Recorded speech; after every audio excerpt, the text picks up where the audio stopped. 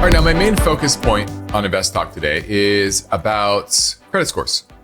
And we're in a time where the average consumer balance sheet is pretty strong.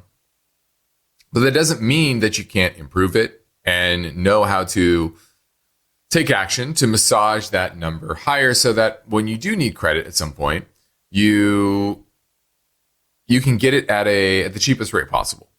And it's one of the surest ways to save thousands of dollars over the life of any loan is to make sure you have the best credit score, you have the most options to borrow from, right? Because if you have a pristine credit score, everyone's going to want to lend to you. And so you can go out there and go shopping instead of just finding anybody that will lend you money. So while there's no perfect formula, there's some guidelines that can help, especially depending on the person. The first is pay your loans on time. And it's not just loans, but paying your utility bill on time, for example. And the easiest way to do this is automatic payments. I do that with all my credit cards, my utilities, etc. Try to put those in automatic payments. So that I'm not paying any interest on credit cards, right? It's just my monthly spend. But also late fees. You definitely don't want that either. That's just a waste. So most credit scores consider repayment history as the number one factor for building strong credit. So don't miss those payments. Number two, don't get close to your credit limit.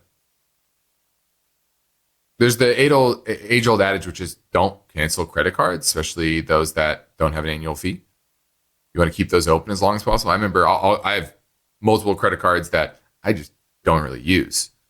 And I just keep them open because you want your total credit limit to be high so that you're never hitting a level where the credit agencies feel like you are stretched thin.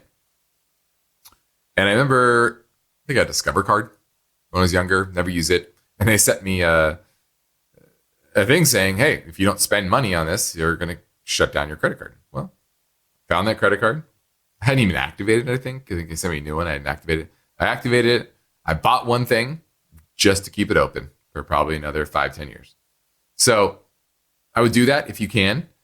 Make sure, once again, you're paying off those balances in full to keep your interest costs down, but don't just huddle all your spending into one credit card. Make sure that you have no more than 30% of your total credit limit spent in one particular month.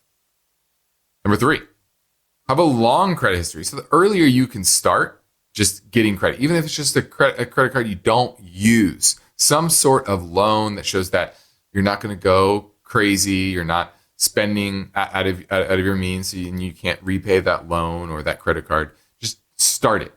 And having a long credit history helps with that as well and shows that you're a good credit recipient for longer periods.